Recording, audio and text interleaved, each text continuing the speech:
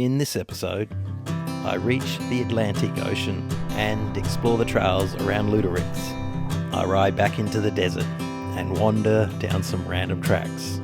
I then ride into a green valley where I find a magical place to camp. In the previous episode, I'd explored the ghost town of Kolmanskop, which was being consumed by the desert. I rode out past all the abandoned buildings.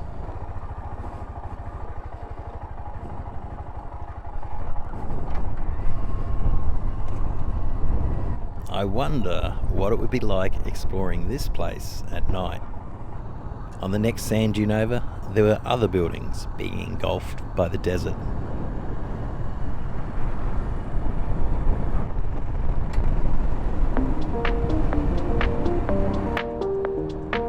I descended down towards the coast.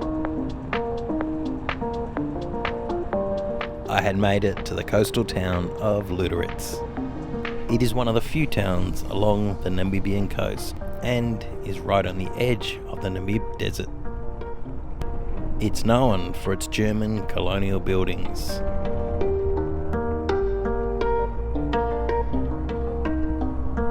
It also has a protected harbour, which made it an ideal place to set up a town. I'd found a place online to stay for the night. It was number 256 on 2nd Street. Well, I think that might be the place.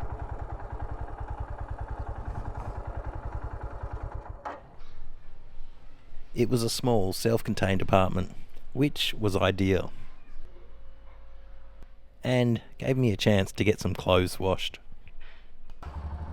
After dropping off my gear, I thought I'd check out the town.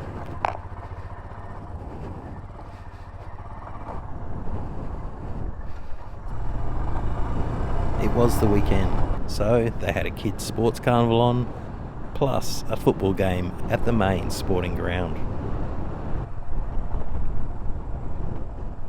I went past some of the old German colonial buildings. That building was constructed in 1911, and the orange one in 1909.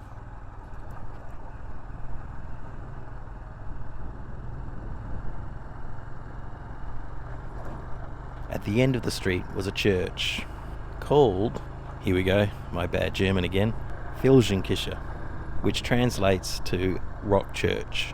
Named that due to its location on top of this large rocky hill overlooking the bay. The church was built in 1912.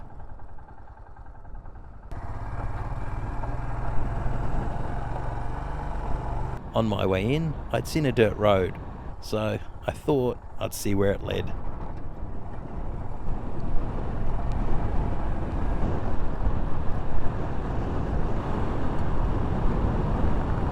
Well, I wasn't expecting that, so I rode along the train line for a bit to see if there was anywhere to cross.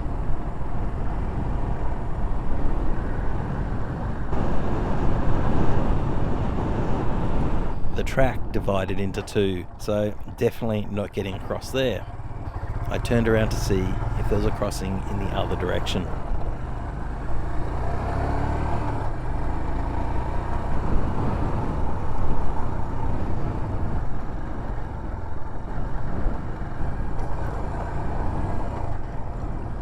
Although hard to see, I followed what looked like the track.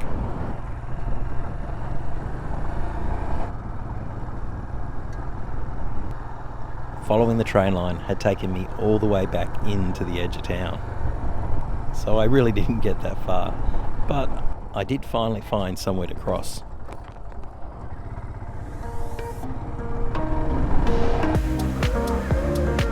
I made my way around to the outside of the harbour.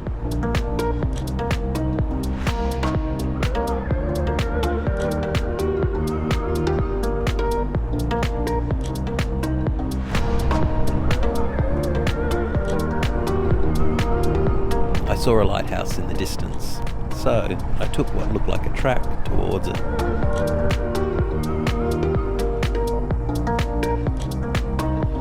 The track actually led me out onto a tidal flat, and it already had water coming across it, so I thought best to keep following the main track the long way around.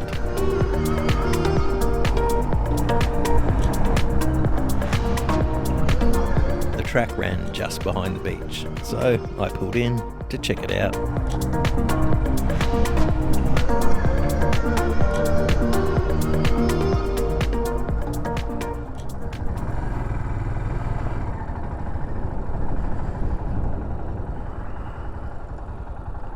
I've come down to the peninsula, which is just south of town, and there's obviously a lot of dirt tracks and roads through here.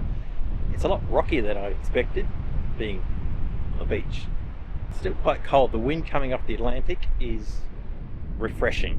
It's the first time I've had to put a second layer on. I think you can go right round the peninsula and back to where I started. A couple of guys fishing out the front there. I wonder if they're catching anything. Yeah. Pretty mellow.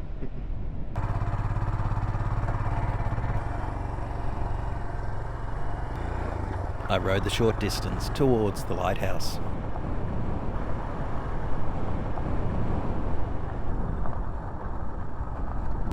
I followed the track into the rocky point.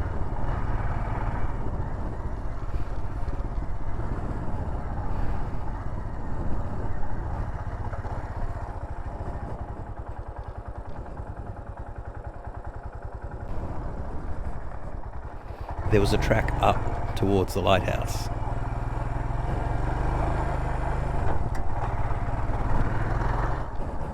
Over the far side of the bay and to the left of the town was the iconic sand dunes of the Namib Desert. From there, they ran for hundreds of kilometres, right on the edge of the Atlantic.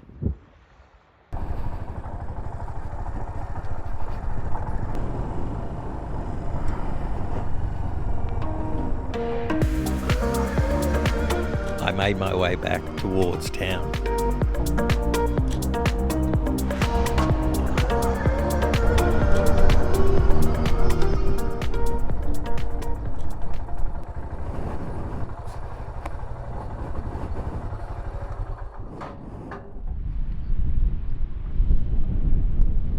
Just watching the sun set over the Atlantic.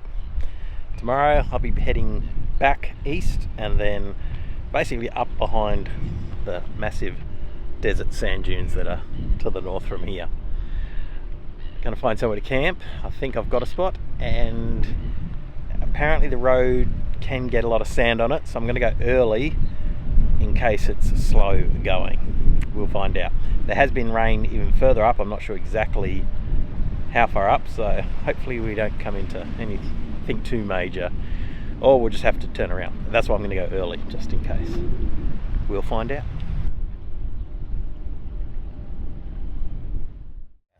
Bye. I said goodbye to the lady who ran the accommodation, and like all the people I've met in Namibia, she was really friendly and helpful. The people of a country do make a massive difference to the experience of travelling. I rode through town.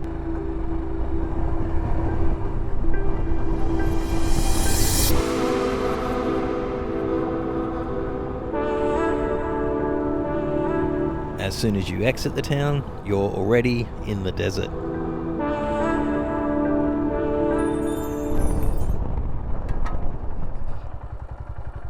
Morning. It's quite cool this morning. Got that second layer on, glad I put it on. Just stopping to adjust some stuff on the bike before I start to cross this part of that desert, heading into the sun. So give it another 20 minutes and I won't have it in my eyes because of the peak in the cap. Just stopped outside the old ghost town.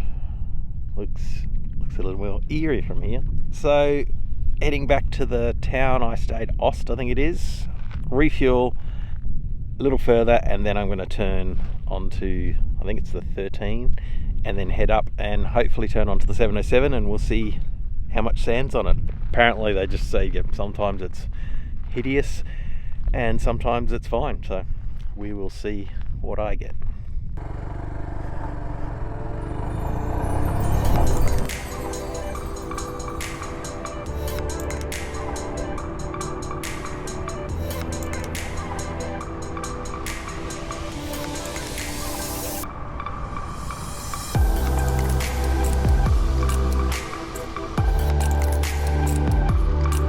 I didn't last long before I had to pull over and put another layer on.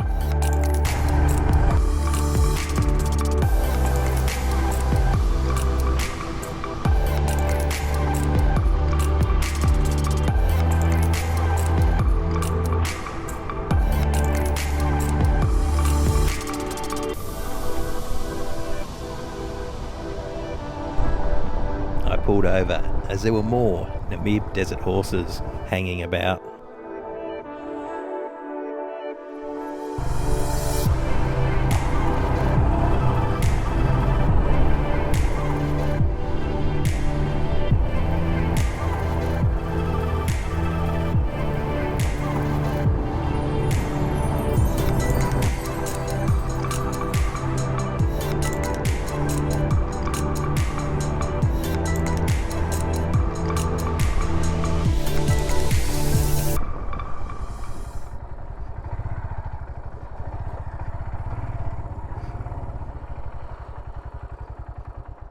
Just stopped to take the puffer jacket off as it's warmed up again, just over that rise up there as you come into AUS.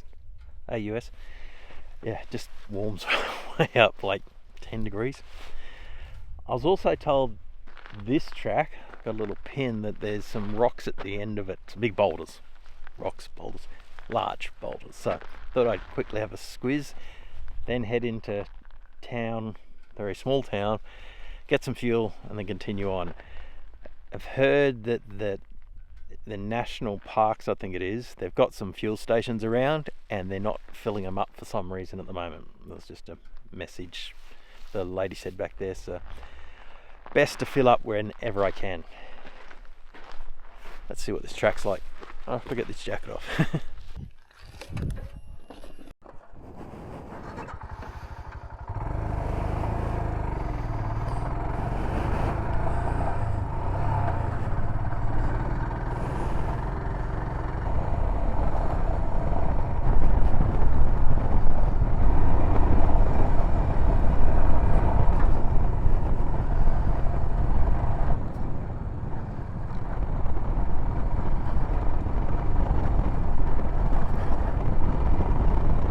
I saw some boulders to my left, but they weren't that big, so I kept on searching.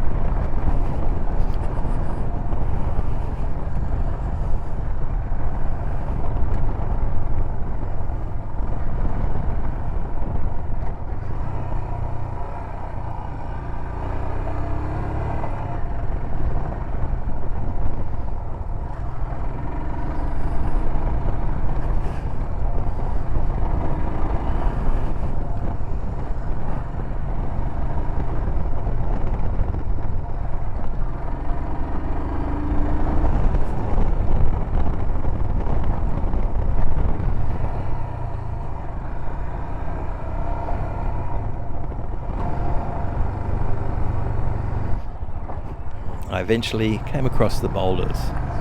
A lot of them were fenced in for some reason.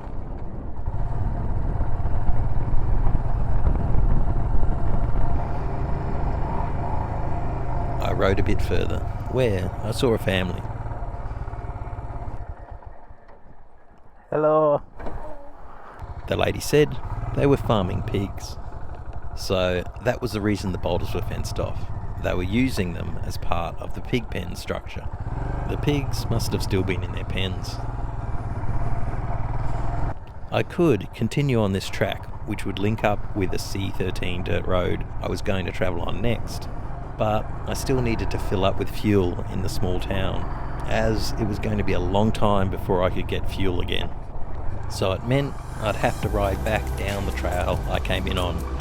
Oh well, if I must.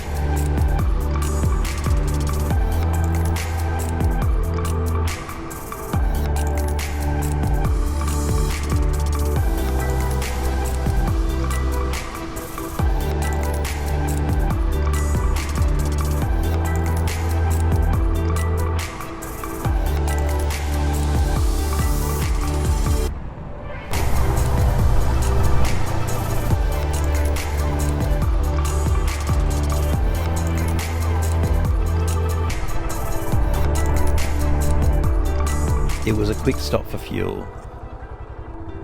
then back out onto the road.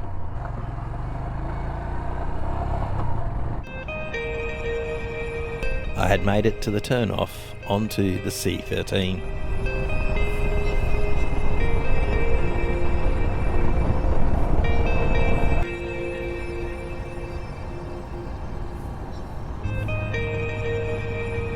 The road was as straight as an arrow, crossing this section of the desert towards a mountain range. The surface changed from firm dirt to sections of sand, but it wasn't deep sand.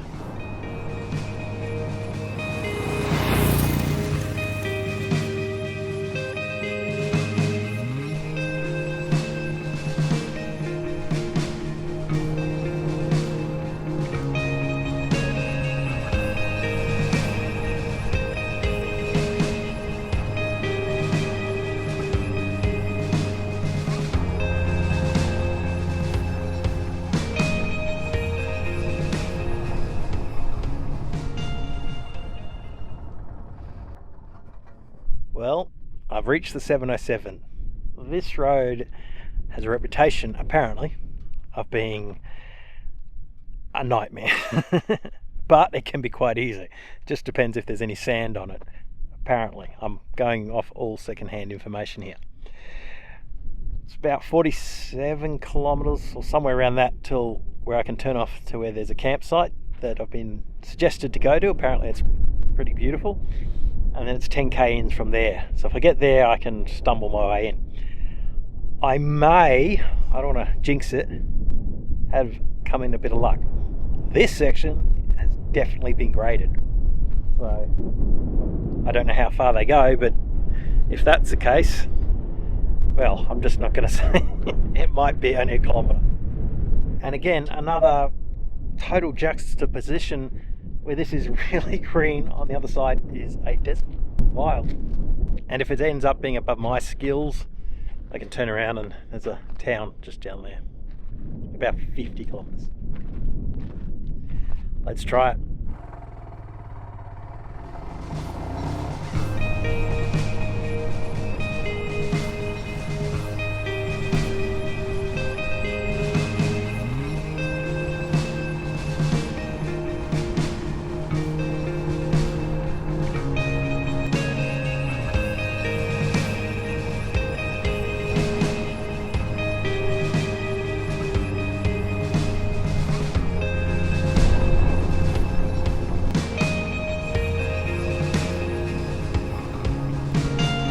This track was a real divide through the landscape. One side sandy desert, the other a mountain range.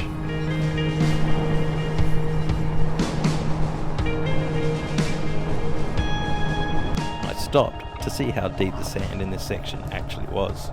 It was about 2 to 3 inches deep. The desert was encroaching on the track as it got a lot sandier, which was slowing me up a bit. I still need a lot of time riding in the sand to get used to it, but Namibia is probably a great place to learn. I finally made the turn.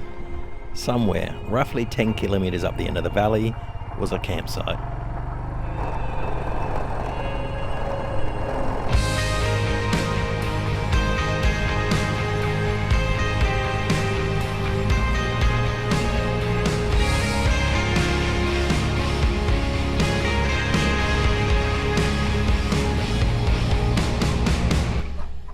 It seems I'd made it to the front gate of the Namtib property.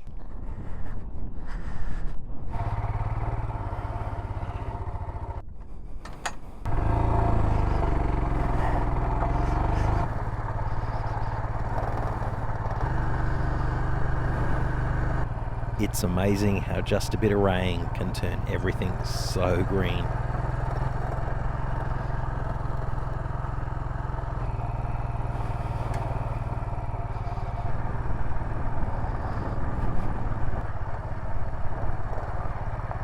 I had made it to the homestead and lodge and checked in.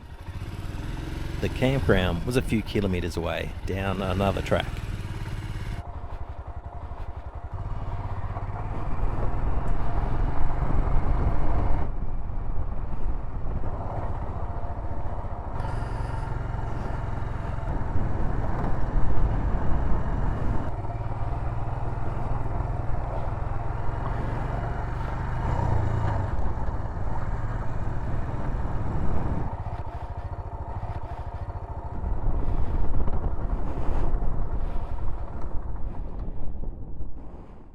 made it to the campground, and it is really peaceful.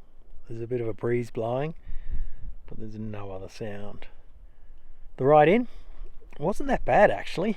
There was a little small section that you about 30 kilometres from the turn that was sandy. The rest you just call a dirt road with little sections of sand. But even then I just slowed down a bit and just cruised through it. I mean, the guys out of West Australia would probably say there wasn't even a sand track. But just cruised along. So if you had ridden off-road, it's fine. You wouldn't have an issue with it. If you ride in a lot of sand, you wouldn't call it a sand track. So if you ever want to come here, definitely worth it. So I went to, it's a farm, actual farm, working farm, and then they've got the campground and the lodge there. And the lady at the lodge said this green has only been here this week. So when I was at the Quiver Tree camp, all that rain was this. Before it was totally brown. A week and it's, or just under a week, and that's quick. So they're hoping for one more rain before the end of the wet season, which it probably should have been already. I set up my tent with no help from the wind.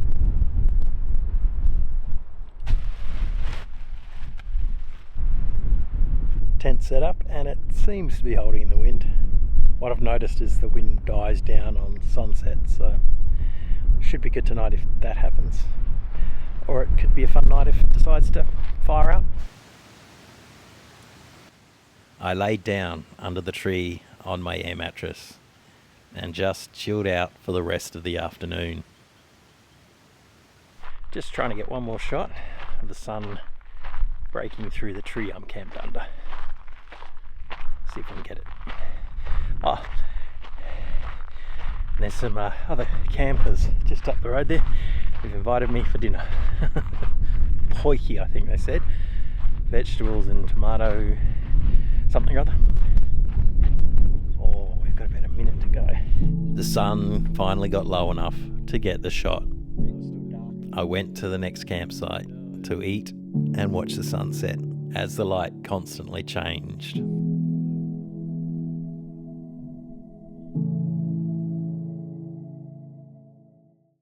Made it back to the tent. I was actually invited by a very nice South African couple who were a bit further up the path there for dinner, and they gave me vegetables in, I think it was a tomato pasty thing. It was really good. I mean, I was debating whether to have pear halves or I think I had apricots slices. So, but their meal was way better. So friendly, everybody here. Another good day.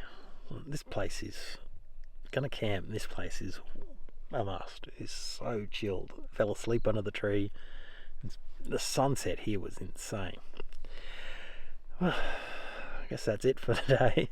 Tomorrow's going to be a longer day on the bike, I think. I've got a fair distance to cover, and we're heading towards some more sand dunes. But I think in the morning it might be quite nice straight out front. We will see you tomorrow.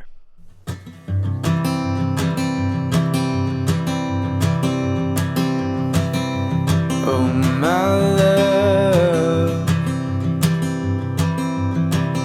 you're such a fragile thing, I know. And with the winter comes the ice, the snow, but I'm here to hold. In the next episode, it's an early start, riding into the desert. I get to an oryx crossing, but no signs on this one. I pass a castle, I end up having to turn around, I race another oryx, I ride through an incredibly green desert valley, and end up staying beside a massive sandstone wall.